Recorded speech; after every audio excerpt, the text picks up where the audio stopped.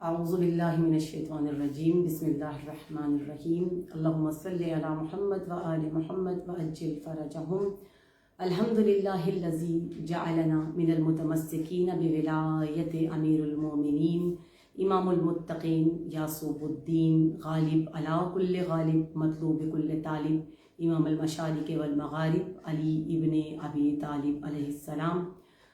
سب سے پہلے امام عصر امام زمانہ علیہ السلام کو عقیدت پیش کرتی ہوں، مبارکباد پیش کرتی ہوں، اور اس کے بعد اب تمام مومنین کو مبارک پیش کرتی ہوں آج کے دن کے لیے، خصوصیت سے وہ دن جس کو عید اکبر کہا جاتا ہے، جسے عید غدیر کہا جاتا ہے، جسے عید ولایت کہا جاتا ہے اور عید رسالت کہا جاتا ہے۔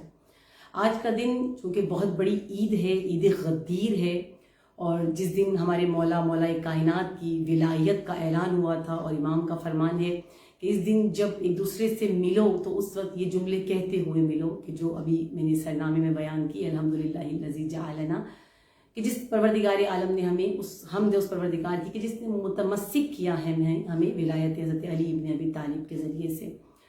مولا کائنات کی یہ ولایت، یہ عظیم تحفہ تو ہمیں پروردگار عالم نے عطا کیا، پروردگار عالم کی جانب سے ہمیں ملا ہے، لیکن ہم یہ عید مناتے ہوئے اس عید کی اس حقیقت کو نہیں سمجھتے کہ جس کو احیا کرنے کا بہت زیادہ حکم دیا گیا ہے۔ فقط یہ حکم نہیں تھا کہ اس کو منایا جائے، اس کو احیا بھی کیا جائے، اس کو سمجھا بھی جائے، اس کو نفوذ کے لیے، اس کے نافذ کرنے کے لیے کام بھی کیا جائے، اس کے نافذ ہونے کے لیے، یعنی ولایت کے نفوذ کے لیے، ولایت کو نافذ کرنے کے لیے جدوجہد بھی ہم نے کرنی تھی۔ ہم بالکل اسی طرح ہوئے کہ جیسے جب رسول نے اعلان کیا تو سب کے سب بخن بخن کہتے رہے، ہم نے بھی وہی سب کچھ کیا، مبارکباد دی، خوشیاں منائی، عید منائی، جشن منایا، اور اس کے بعد ہم اپنے اپنے گھروں میں چلے جاتے ہیں۔ اسی طرح ہم ہر سال یہ رسم ادا کرتے ہیں اور چلے جاتے ہیں۔ جبکہ غدیر کیا تھی؟ غدیر ہمیں کیا پیغام، یہ دن ہمیں کیا پیغام دے رہا تھا؟ یہ عید کس لیے برپا ہو رہی تھی، اور اس عید کو برپا کرنے کے لیے کیوں بار بار آئمہ اس طرف رجوع کر رہے تھے، کیوں بار بار ہمیں غدیر کی طرف بھیجا جا رہا تھا؟ ہم اس سے غافل رہے، اور بہت سالوں سے لے کر اب تک ہم اسی طریقے سے رسمی طور پر اس عید کو منا کر جشن، ڈھول، قصیدے، نعرے، یہ سب کچھ کر کے ہم اپنے اپنے گھروں کو چلے جاتے ہیں۔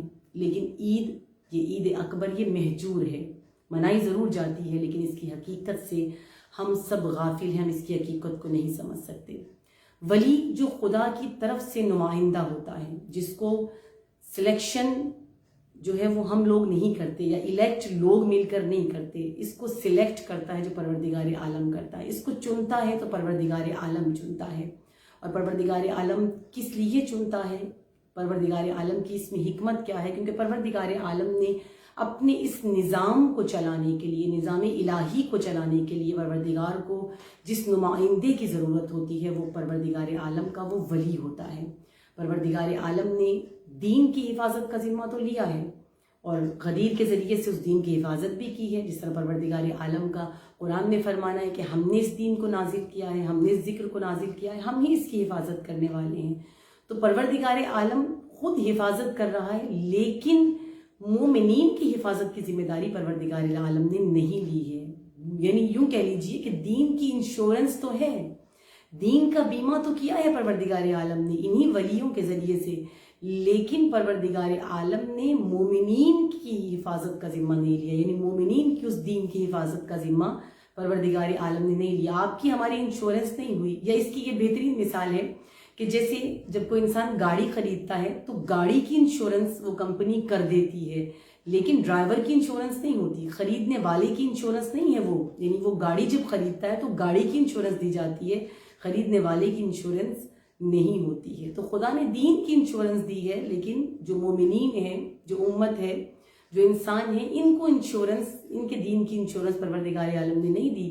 کیوں نہیں دی؟ کیونکہ خود خدا کہتا ہے کہ اگر تم خود بدلنا چاہو گے، تم خود درست ہونا چاہو گے، تم خود اپنی صحیح راہ اختیار کرو گے تو پھر میں تمہاری مدد کروں گا، لیکن اگر تم خود ہی بدلنا نہیں چاہتے، تم خود ہی سدھرنا نہیں چاہتے، تم خود ہی کچھ قبول نہیں کرنا چاہتے، تو پھر ہم تمہارا ساتھ اس معاملے میں تمہارا ساتھ ہرگز نہیں دیں گے۔ تو پروردگار عالم نے دین کو ایک دستور دیا ہے، دین کیونکہ خود ایک دستور ہے اور اس کے لیے ایک نظام کی ضرورت ہے۔ ایک حاکم کی ضرورت ہے، ایک ولی کی ضرورت ہے جو اس نظام کو چلائے. کوئی بھی سسٹم، کوئی بھی نظام چلتا ہے تو اس کے لیے ایک سربراہ کی، ایک ولی کی ضرورت ہوتی ہے. یہ دین کے جو دین اصل اساس ہے، اس دین کو ستون چاہیے تھا.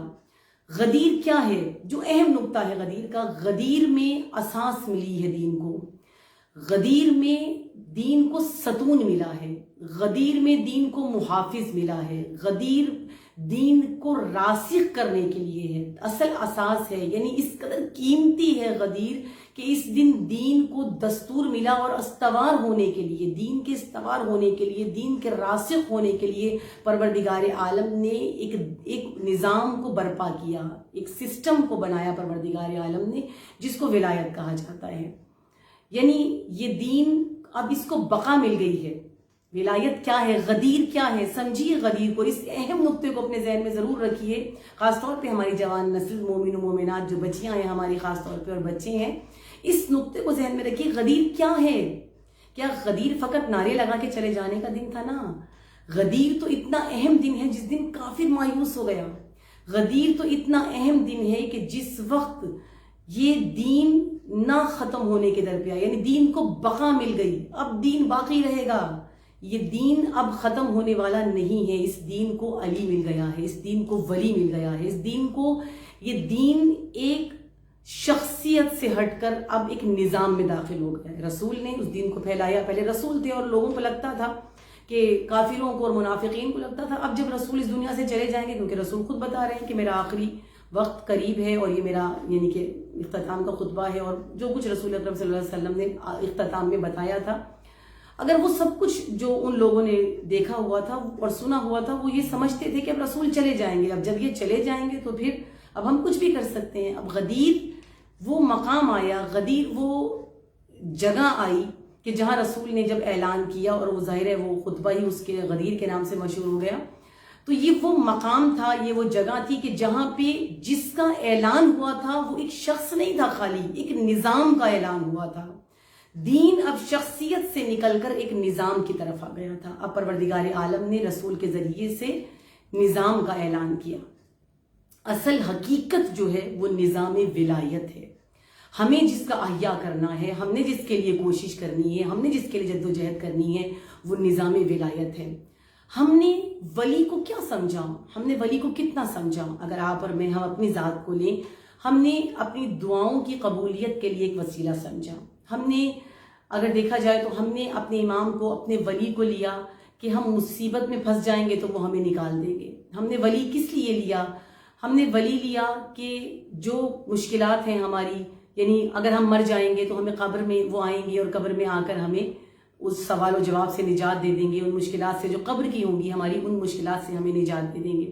اگر ہم تھوڑا سا سوچیں، ہم ولی کہاں مانگ رہے ہیں، ہم ولی کہاں طلب کر رہے ہیں، ہم ولی سے کہاں ملاقات کی طلب کر رہے ہیں؟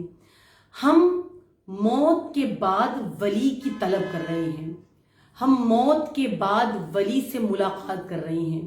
ہم موت کے بعد کہتے ہیں کہ مشکل میں قبر سے نجات دینے کے لیے وہ آئیں گے، کیونکہ ہم سب کو پتا ہے کہ ہم بہت برے پھنسیں گے. جو ہم اعمال ہم زندگی میں اپنی انجام دے رہے ہیں، ہم پھنسیں گے اور بہت برے پھنسیں گے، ہم سب جانتے ہیں. اسی لیے ہم نے ایک وسیلہ، ایک سسٹم ایسا بنایا ہے اپنا کہ ہم نے مولا علی کو اسی لیے رکھا ہے کہ یہ ہمیں اس مشکل سے نجات دے دیں گے اور وہاں پر ملاقات ہوگی. لیکن عزیزان من، میں صرف اتنا کہوں گی کہ علی کیا مرنے کے بعد کے لیے تھے؟ علی سے پہلی ملاقات کی تمنا کیا قبر کے لیے تھی؟ ہمارے جنم سے لے کر موت تک خدا نے ہمیں ولایت عطا کی ہے. ہماری حیات شروع ہوتی ہے ولایت سے. ہماری حیات کا اختتام بھی ولایت پر ہونا چاہیے. ہماری حیات کی مکمل جد و جہد نظام ولایت کے لیے ہونی چاہیے. ہماری ایک ایک سانس نظام ولایت کے لیے جد و جہد کے لیے ہونی چاہیے. ہماری ایک ایک سانس اس نظام کے لیے چلنی چاہیے. کتنے عجیب ہے ہم کہ اپنے امام سے، اللہ کے ولی سے، جسے ہم چاہتے ہیں، جس سے ہم عشق کرتے ہیں، اس سے پہلی ملاقات کی تمنا ہم قبر میں رکھتے ہیں، جبکہ خدا نے ولی اس زندگی کے لیے بنایا ہے.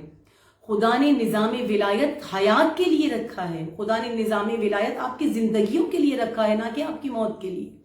زندگی کے لیے خدا نے یہ نظام ولایت بنایا. اور باخدا اگر ہم ولایت کو نہ سمجھے، اگر ہم غدیر کو نہ سمجھے، اگر ہم غدیر کو نہ پایا ہم نے، جس طرح سے 1400 سالوں سے غدیر مہجور ہے، آپ مناتے ہیں لیکن حقیقت غدیر سے واقف نہیں ہیں، آپ ولایت کا جشن مناتے ہیں لیکن حقیقت ولایت سے غافل ہیں۔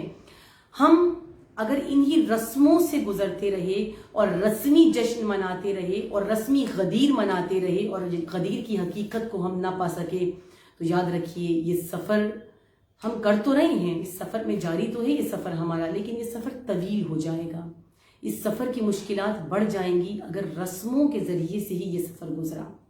ہمیں اس سفر کو گزارنا ہے، کچھ مشکلات ہیں راستے میں، ولایت کے راستے میں، نظام ولایت کے راستے میں مشکلات ہیں، لیکن یہ راستہ ناممکن نہیں ہے۔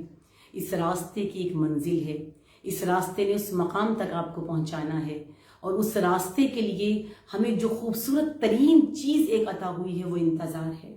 انتظار غدیر تک ہمیں لے کے جاتا ہے، اور ہمیں اپنے وقت کے امام کو تنہا نہیں چھوڑنا، اس غدیر کے احیاء کے لیے، اس غدیر کو لوگوں کو بتانے کے لیے، اس نظام غدیر کو، اس نظام ولایت کو، اس نظام الہی کو برپا کرنے کے لیے جب تک ہماری حیات ہے ہمیں اس کے لیے اپنی زندگیوں میں جد و جہد اور کوشش کرنی چاہیے، یہ سوچ کر کہ یہ ولی جس کا جشن آج آپ منا رہے ہیں، جس کی خوشی آج آپ منا رہے ہیں، اس کو جسے عید اکبر کہہ کر منایا جا رہا ہے، یہ ولی آپ کی حیات کے لیے ولی ہے، یہ ولی نظام حیات کے لیے ولی ہے، نظام الہی کے لیے، اس زندگی کے لیے ولی ہے، اور ہمیں اس زندگی میں اپنے ولی سے ملاقات کرنی ہے، ہمیں اس زندگی میں اپنے ولی کے قریب جانا ہے، ہمیں اس زندگی میں اپنے ولی کی قربت کو حاصل کرنا ہے، اور انشاءاللہ تعالی ہمارے جوان، یہ جوان نسل کہ یہ سلسلہ جاری ہے نظام ولایت کا، کہ اس طرف بہت زیادہ رجوع ہو چکا ہے اور لوگ اس نظام کی طرف جا رہے ہیں۔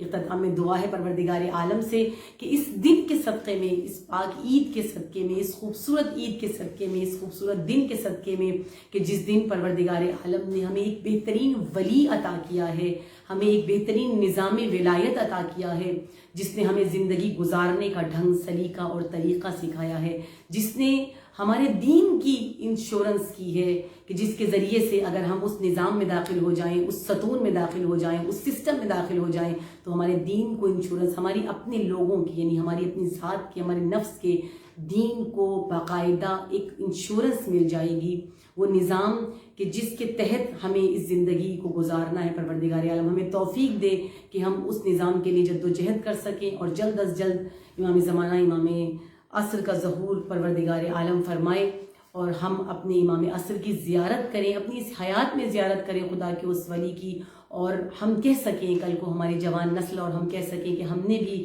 نظام ولایت کے احیاء کے لیے، اس نظام کو چلانے کے لیے اپنی طرف سے کوششوں کو پیش کیا ہے۔ السلام علیکم ورحمۃ اللہ وبرکاتہ۔